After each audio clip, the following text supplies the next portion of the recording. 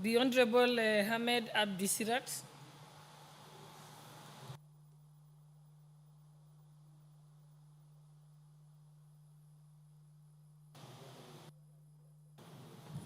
Thank you, Madam Speaker. I want to join this debate by condemning the utterances of the former Deputy President. Madam Speaker, it's a known fact that the Deputy President was impeached after he violated the Constitution of this country. We thought we have stopped this, a reckless person, but unfortunately, he has become more dangerous. This House has found that he was unfit to hold any office. But now we're also seeing he's unfit to live with the public, and he needs to be behind bars. We have laws in this, unfortunately, our laws in this country is applied selectively. If a small person commits small crimes, they are brutally arrested and charged. But when a figure, a leader, let me say a reckless leader, breaks the laws of this country, they are not taken to account for their actions. And that's unfair. Small crimes can be forgiven. But when somebody who calls himself a leader tries to blow off this country, tries to ban our country, he must be stopped. And I am appealing to our security agencies to arrest this gentleman and take him to court. I know some guys are fearing that maybe his community or this and that will bring something. We don't care. Kenyans are 42 communities in this country. And the law should be, applied the way it is, fair and square. Mine is to implore you, this House and the government, to take action before we lose our country. We have history of having violence in this country in the 2027. And it's known that we almost lost our country. We lost lives. We lost businesses and properties. Somebody is daring us that he's going to take us there because he wants to lead us through violence. We will not accept that. Elections, there's democracy in this country. You can win an election using the right processes, but we will not allow bloodshed and anarchy to win an election. It's not acceptable, and it cannot be allowed. Finally, Madam Speaker, if we allow people to go away with, such heinous crimes, what are we going to, show our our youth? We are complaining about Gen Zs and others who are taking laws on their own hands. But when an old man is allowed to go away with such crimes, then we are the ones who are, taking this to them. Please, there is no other action other than arresting Rigathi Gachagua. He is unfit to hold any office, and he is even more unfit to stay with the public. Thank you very much.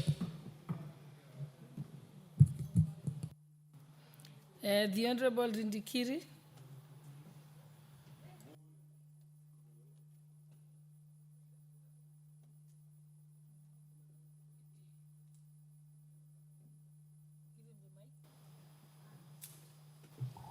Thank you, Madam Speaker. I join my colleagues in condemning the actions, utterances, and unqualified statement by one Rigathi Gachagua.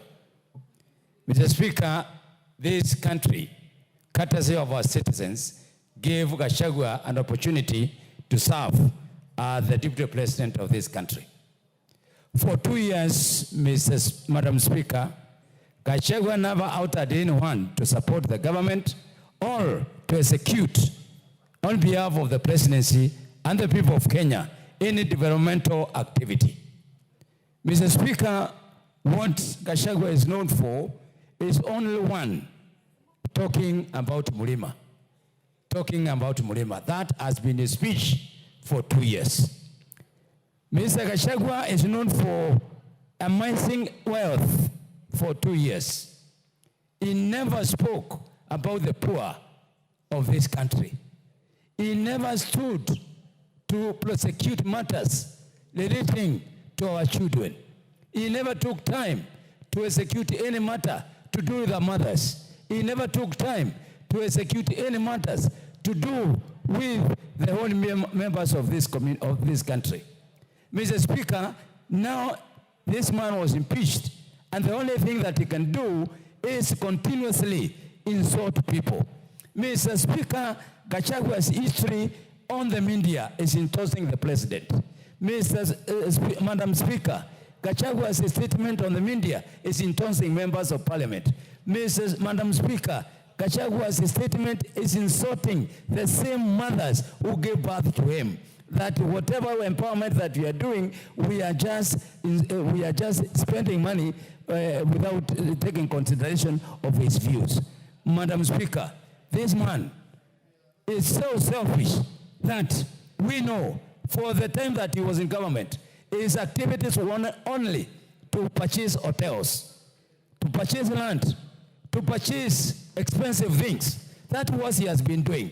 Now the tap has been closed. Mr. Speaker, we cannot allow him to turn this country into war just because it's okay. Madam Speaker. Members, why are you raising your hands? Use your cards. Use your card.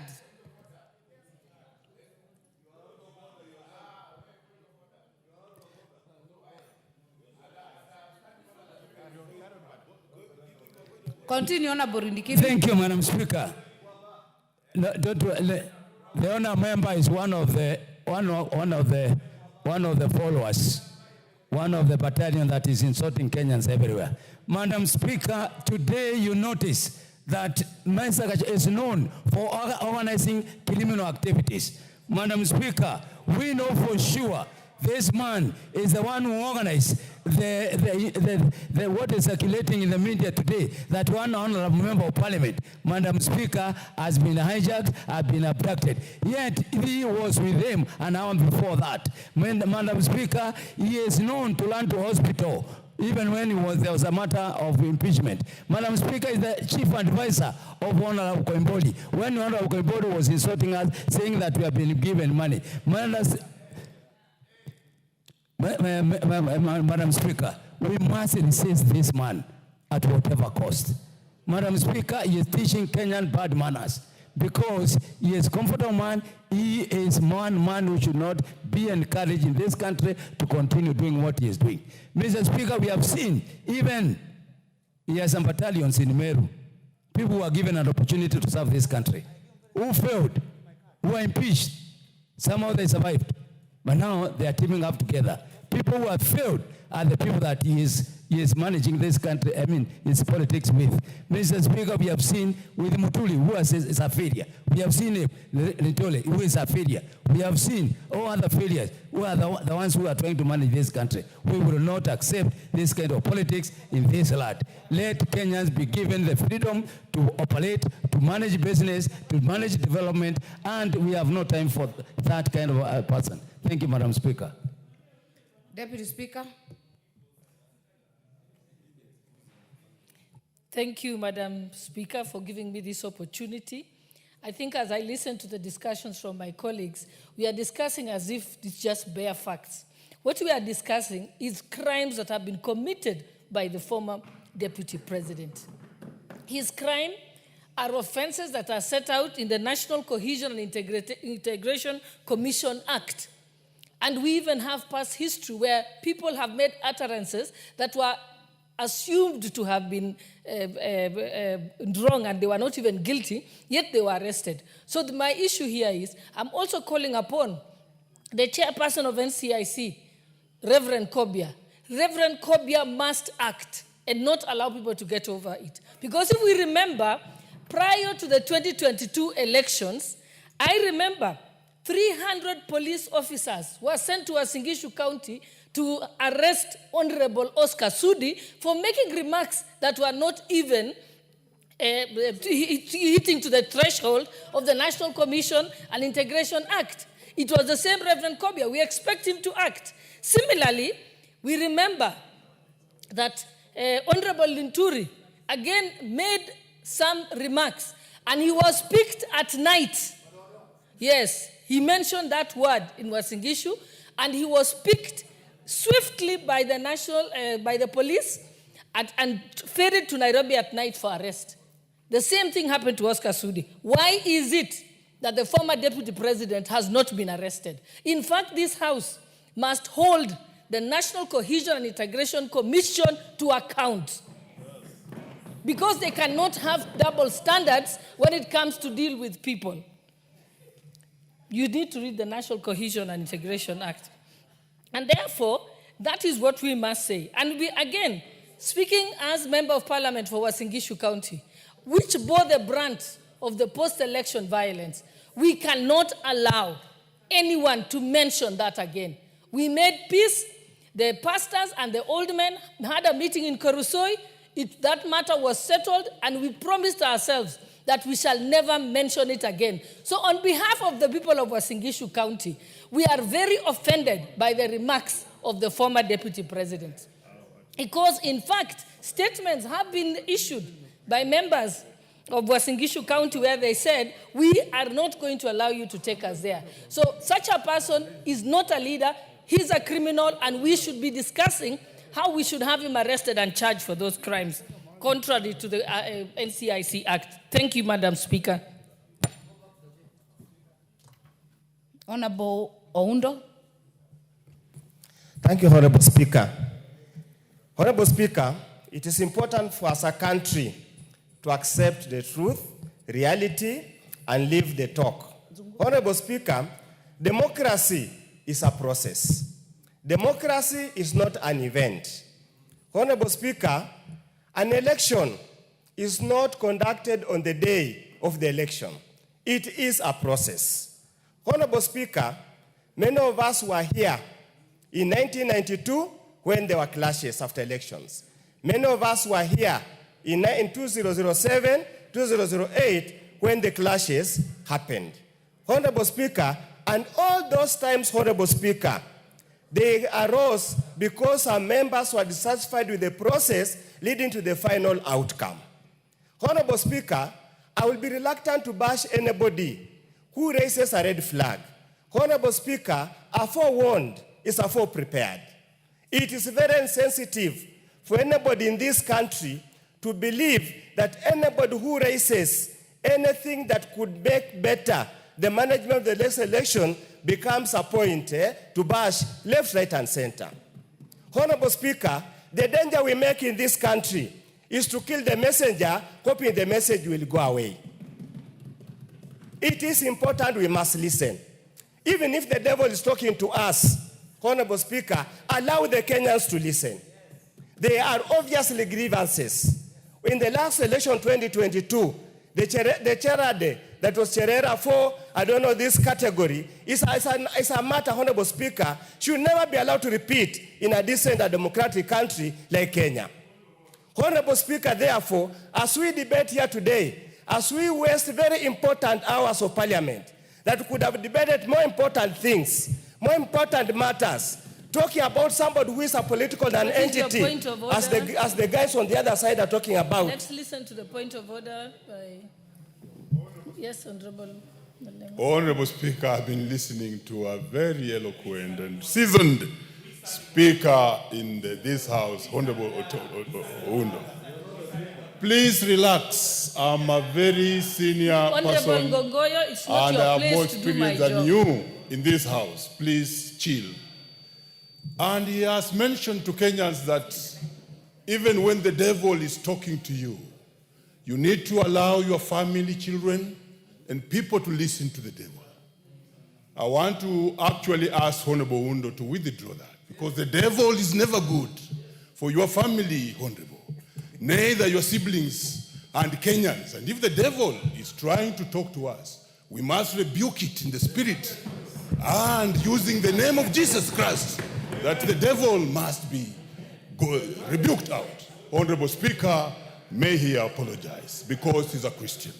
Thank you, Honorable Speaker. Allow me to Honorable Oundo. let me continue. I'll answer my in-law later as I conclude. Honorable Speaker, we must learn from history.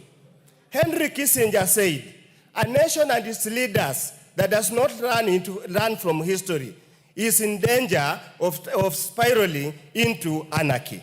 Honorable Speaker, it will be unfair. It will be like putting an ostrich hiding its head in the sand, believing that what happened in 2007, 2008 cannot happen in this country, Honorable Speaker. We are misleading ourselves. We are lying to ourselves. Let us not kill the message.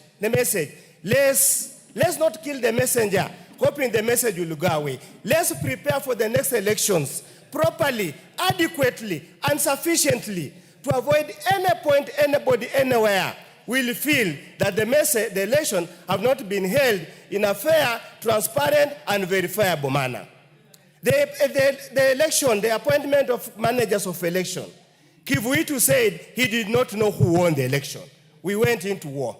If Baba Raila Amolo Odinga did not restrain himself in 2022, when the Cherera said four said this was not an election properly done, we would have done into abyss. I beseech you, I beseech the country, please remember the message, regard the messenger. You have already killed the messenger. I'm so surprised that men are running helter-scared of one single man who has got no vote, who has nothing. Men, style up. Thank you, Honorable Speaker. The Honorable Nyikar. He has left.